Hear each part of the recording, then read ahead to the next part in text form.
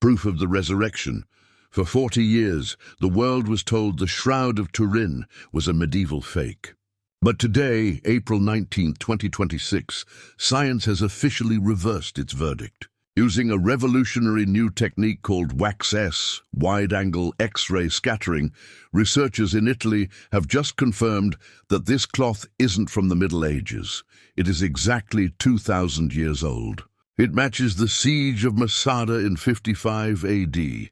This isn't just a relic anymore, it's a crime scene. And the evidence points to one man, the medical impossible. Look closely at the man on the shroud, Jesus. Forensic doctors in 2026 have identified over 370 scourge marks from a Roman flagrum. But here's the kicker, the blood is type AB, and it was on the cloth before the image formed. There is no pigment, no ink, and no brushstrokes. The image is only 2 microns deep, thinner than a human hair. How does a medieval forger paint a photographic negative 500 years before the camera was even invented? They don't. This image wasn't painted. It was scorched. The 34 trillion watt flash. Physicists have spent thousands of hours trying to replicate this. Their conclusion? To create this image today, you would need a burst of ultraviolet radiation equal to 34,000 billion watts of energy. That's more power than a modern city uses in a day, released in a fraction of a second.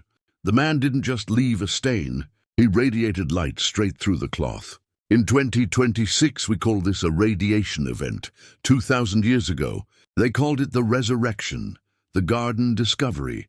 While the shroud reveals Jesus Christ, the ground is revealing the location. Just 2 days ago, on April 17, 2026, archaeologists digging under the Church of the Holy Sepulchre made a stunning find. They uncovered a 2,000-year-old garden, complete with olive trees and grapevines, exactly where the Gospel of John said it would be. At the place where Jesus was crucified, there was a garden.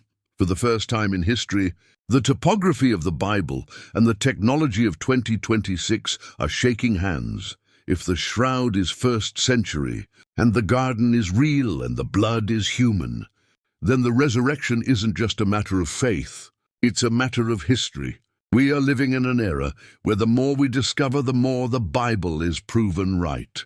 You aren't watching this by accident today. You are living in the generation where science and God are finally meeting. The question isn't whether it happened. The question is, what will you do now that you know?